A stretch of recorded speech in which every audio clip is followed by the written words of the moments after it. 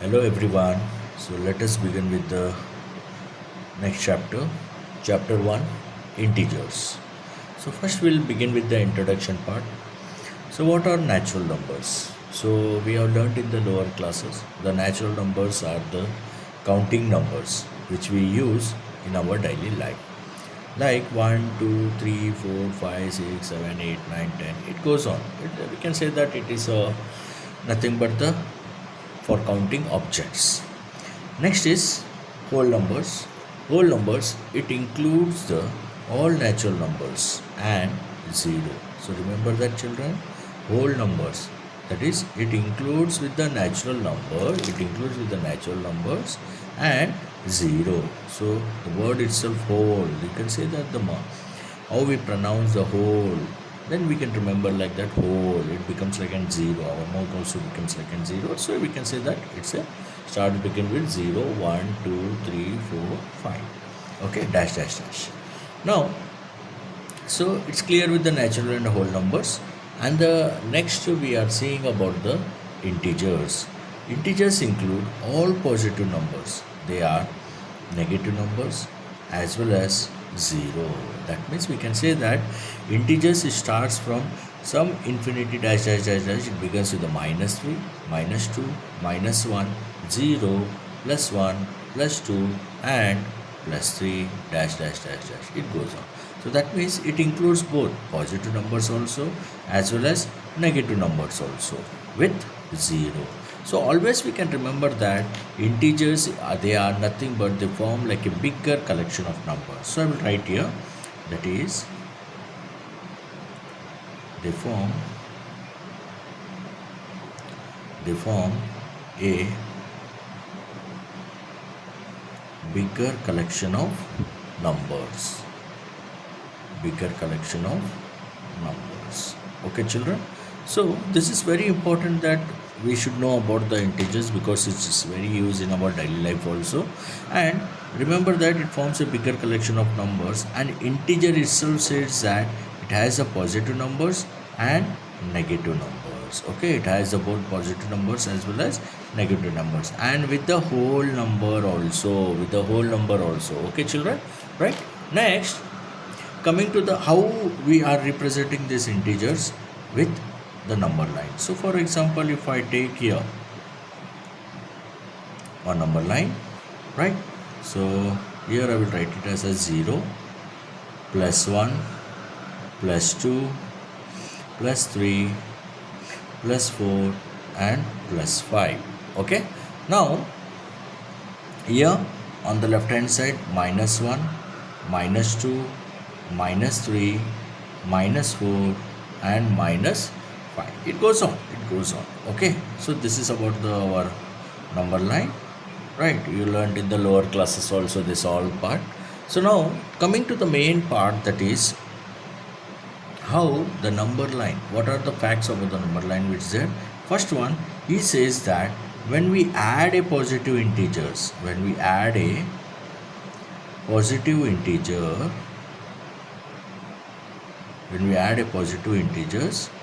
we move or we take the value to the right side.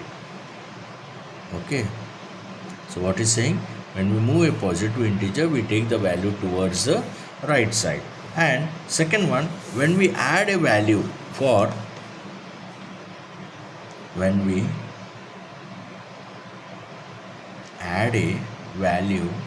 that is negative integer, then we move to the left side.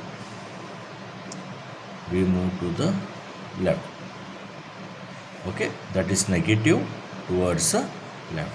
And the third point, that is when we subtract a positive integer, then we move to the what? Left. Yes, correct. Okay, when we subtract a positive integer, we move to the left side. And when we subtract a negative integer, then we move to the right. We move to the right. Okay. So it represents the value here, how we are using the number line for. Okay. So now going to the next topic, that is properties of the integers. Okay, let us see about some properties are there which are very very important for us. That is, first property we can see it as a properties of both addition and subtraction, both. Okay, of integers, we can say of integers. Okay, now first property, that is closure property, what we call as an closure property, which is under addition, which is under addition. What it means, the closure property which is under addition? Here in the closure property we can say that any two whole numbers, that is sum of two whole numbers, sum of two whole numbers is again a whole numbers, again a whole numbers. So what is saying that sum of any two whole number is again a whole number. So that means any two numbers, you can take any two numbers, that is a and b. Okay, like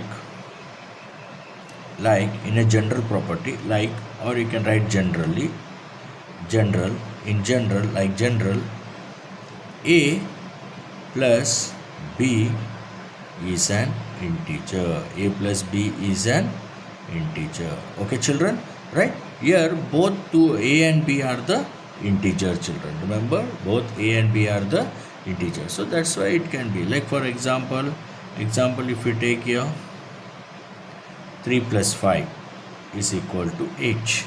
Okay, in this way. Okay, right. Now coming to the next property, that is closure property under the subtraction. Okay, so coming to the next property, that is second one,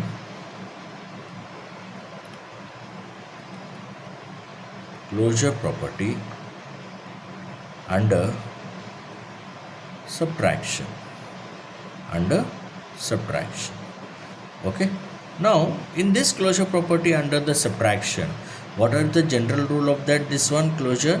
That is generally, that is any two integers, remember, any two integers which is subtracted, they also as an integer. So that means in generally I will write here a minus b is also an integer, a minus b is also an integer. So I hope now you understood with what is the integer. Here also a and b is nothing but what? Integer. Remember children, so already I discussed in the first itself, integers is nothing but it considers with, it includes positive numbers, negative numbers and the whole number, that is 0.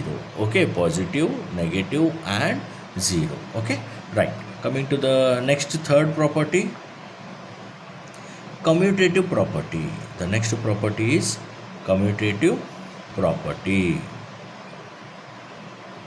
Okay, let us see what is the commutative property, children. Okay, in general the commutative property says always, here again I will write in the general form, that is a plus b is equal to b plus a. So that means the two integers a plus b is equal to b plus a, which is relatable to the commutative property. Okay, so again a and b are the two integers. Remember, a and b both are the two integers. Like example, again we can take here 3 plus 5 or 5 plus 3. It becomes what? 8. 3 plus 5 also 8, 5 plus 3 also a what? It is nothing but the whole number which can be added in any order. Okay, so we can say that these all are the whole numbers, right? So it can be added in any order, like this 3 plus 5 also, or else 5 plus 3, vice versa. Okay, right? So this is called as a commutative property, and this commutative property is for addition of integers. Okay, this is for addition of integers. Addition of integers. Addition of integers. And one more, the next one, that is commutative property for subtraction. But remember that in commutative property, that is subtraction of integers cannot be. I will write here. I will write the this one point note. I will take it. Okay. So here subtraction is not commutative. Is not commutative for integers. Is not commutative for integers because changing the order, we can say that why it is not there means because changing the order of the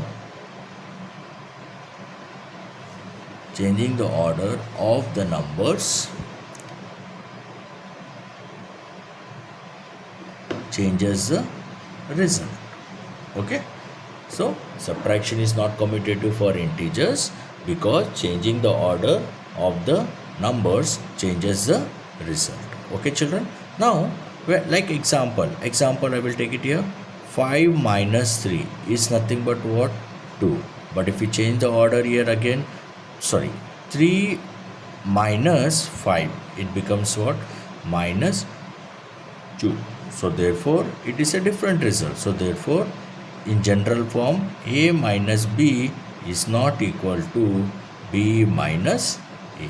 Okay, a minus b is not equal to b minus a. Okay children, next property, that is fifth property, associative property. Actually it's a fourth property children. Okay, I have given you a note, so we will take it as a fourth property, associative property. So what is associative property? Let us see that one. Now in this, like how commutative property and closure property is there, same way the associative property says that in generally, that is in general form, that is a plus b plus c is equal to a plus b plus c. Okay, so a plus b plus c is equal to a plus b plus c. Now the values, whatever the values is there, that it does not change the result. Okay, remember, it does not change the result whether a plus b plus c or a plus b plus c. So if it is in a bracket, like for example if we are making in a grouping, we will be learning in the next future coming topics, we will be learning. So when we make the group, it doesn't change us. Okay, so next is again the next property, that is fifth, additive identity. The next topic, that is property, additive identity. In additive identity, again the general form of that. What is the general form of additive identity? That is any value with added with any integer added with 0 is equal to a. Okay, that is or 0 plus a. So this is the general. Okay, general form or general. Okay, a plus 0 is equal to a or 0 plus a, right? So any integer, a is nothing but the integer a. Wherever we have taken the a, b, these all are what? They are nothing but the integers children. Okay, here it gives us an a plus b plus c also. Okay, I hope you understood with this topic and this property also. Okay children, let us see in the next topic. Thank you.